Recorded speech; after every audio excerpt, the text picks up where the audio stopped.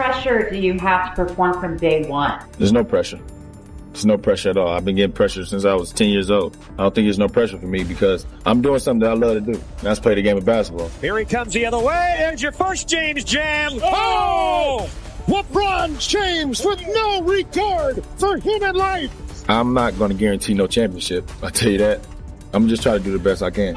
Oh, blocked by... LeBron James just became the first superstar to essentially get benched in his own All-Star game. And at age 40, the shift is becoming obvious.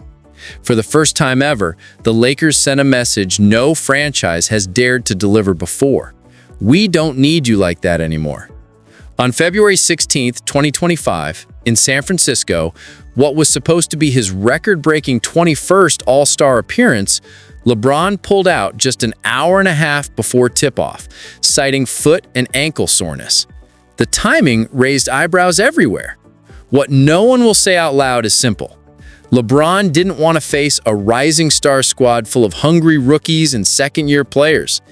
Even Chandler Parsons called him out, saying every NBA team has to face Bronny, so why is LeBron avoiding the young guys himself? Parsons was hinting at what many believe. The league is pretending the Lakers have made things better and maybe LeBron will want to stay, but that doesn't get back to the central question of do the Lakers want LeBron James back? And that's the wild part. Because the moment LeBron has to deal with real up-and-coming talent, suddenly there is an ankle issue. The timing looks suspicious, the excuse felt too convenient, and for the first time since 2004, an All-Star game happened without him. 20 straight years of automatic starts gone.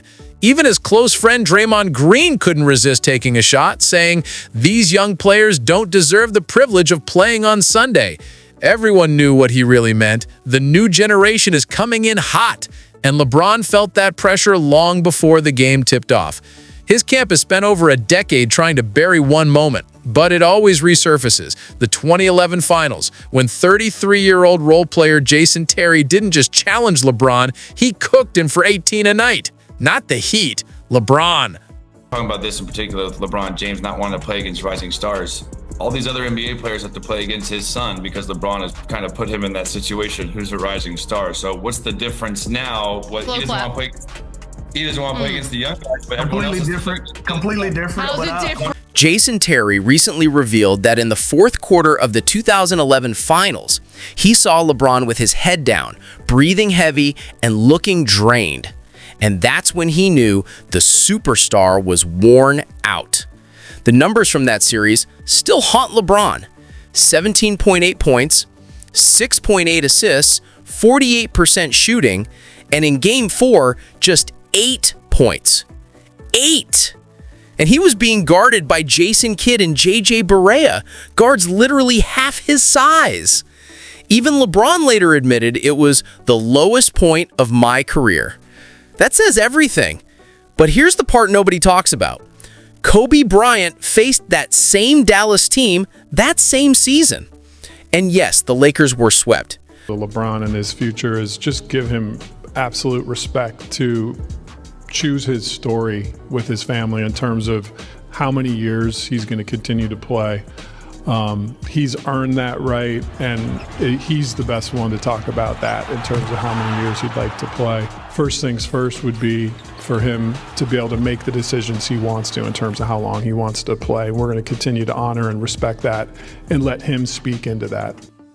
The Lakers' handling of LeBron this summer has raised serious eyebrows. According to reports, LeBron wanted a simple 1+1 extension. Nothing major, just a bit of security for a 40-year-old superstar who still delivered a championship in 2020. And what did the Lakers offer in response? Absolutely nothing. Not even the courtesy of a conversation. One NBA executive even said the Lakers backed LeBron into a corner by refusing to offer any kind of deal. Rob Pelinka's press conference didn't help either.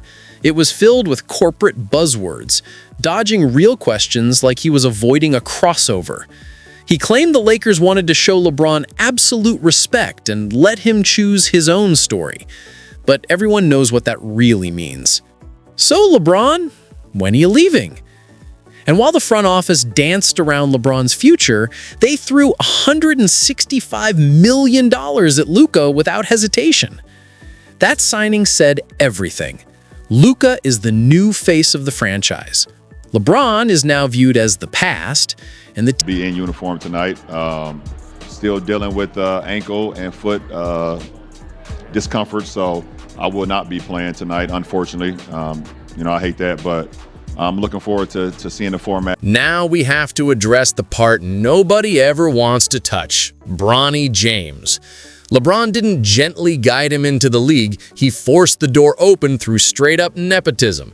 Bronny was invited to the Rising Stars game and declined. He was offered a spot in the Father-Son Skills Challenge and declined that too. Everyone understands the real reason. Deep down, people know he isn't ready for this stage. Chandler Parsons even called out to double standard, questioning whether LeBron would have suddenly felt healthy if Bronny had been selected as a rising star. And honestly, the answer feels obvious. LeBron built this entire father-son storyline for the cameras, the legacy, and the history. But once real NBA competition entered the picture, even he seemed aware how shaky the situation was. Teams know they're sacrificing minutes to make this experiment look legitimate. Players know someone more deserving lost a roster spot. And now LeBron himself is starting to feel that pressure. Then, February 2025 changed everything. The Lakers traded for Luka Doncic, and LeBron instantly became a side character in his own story. It was obvious. He didn't even show up to Luka's extension press conference, and he was in Los Angeles at the time. Rachel Nichols even pointed it out, saying LeBron's issue isn't with Luka at all. It's with the Lakers. The organization handed Luka a 3-year, $165 million deal without hesitation. Oh, for sure. 2011. The lowest. Yeah, the lowest. The role was assigned to him. LeBron didn't choose it. The king didn't just lose his throne, it was handed to someone else in front of the entire league. And here's the part his PR machine never wants to acknowledge. His defense hasn't been elite in years. People love to bring up the old all-defensive selections and the myth that he could guard positions 1 through 5, but the receipts tell a different story. Go back to 2011. Jason Terry had LeBron looking lost, and J.J. Barea, barely 6 feet tall, cooked him possession after possession. That's not lockdown defense. That's getting exposed. Kobe never let a role player dominate him like that on the biggest stage. Jordan never had his defensive reputation shattered by someone nicknamed the Jet. For more than a decade, LeBron has avoided tough defensive assignments, drifting near half court, searching for chase-down block highlights while his man hits open shots. The numbers show it, the film shows it, and Jason Terry's finals performance stamped it forever. Now we get into the legacy conversation.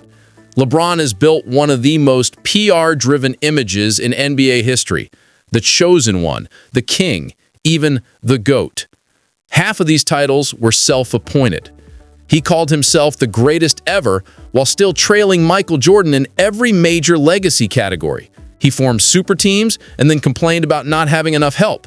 He posted cryptic messages aimed at teammates. He pushed for trades that gutted rosters, and when they didn't work, he moved on. They got new blood. A cat that's going to be the face of their franchise for the next decade, where he's contemplating walking away from the game in the next year or two. Last time I checked, that's business. Secondly, it's pretty hard to be insulted when you're being paid $52 million for. If you had a pulse and a stacked roster in the East, you were basically guaranteed a finals appearance. And when LeBron got there, the results tell the real story. In 2011 versus Dallas, he folded. In 2014 against San Antonio, he got blown off the floor. In 2015, he lost to a Golden State team starting Andrew Bogut. In 2017 and 2018, it was straight domination by the Warriors. That's a rough resume for someone who calls himself the king. LeBron spent more time losing on the biggest stage than winning, and now he's skipping an exhibition game. It's wild seeing an empire built on narrative control start to crack. The chosen one, the king, the GOAT, all those self-given titles hit very differently when reality kicks the door down. And the reality is simple. The Lakers are over it. His body keeps breaking down, whether it's real or just convenient timing. His big legacy moves aren't landing. The young stars don't fear him at all. And the worst part? LeBron's final chapter isn't being written by him. It's being written by the league, the franchise, and the rising generation around him. Like this because what does the all-star team that plays against the Rising Stars have to gain? He's like, we're supposed to beat them. If we lose, we look bad. Draymond, who's a four-time all-star, who never, I don't think, was picked to be a starter, said, these young guys, if they're on the Rising Stars team, they don't deserve the privilege of playing on Sunday. And I truly understand that. He felt like it cheapens what Sunday will be. He liked the format. He just didn't like it this. When Rob Pelinka said the Lakers wanted to give LeBron the respect to choose his story, everyone knew what that really meant. Corporate code for, bro, please exit quietly. That $52.6 million player option LeBron picked up isn't comfort. It's desperation. We're watching the final act of his career unfold, and it's not a heroic send-off. There's no dramatic last ring, no perfect torch passing, just a 40-year-old superstar realizing that Father Time never loses. Maybe all those self-appointed titles don't mean much when your own franchise won't even pretend they want you back. The king feels dethroned, and someone else is wearing the crown now. So the real question is LeBron's legacy actually collapsing? Or is this simply the natural ending for an all-time great? Let me know what you think, and subscribe if you want more unfiltered NBA content.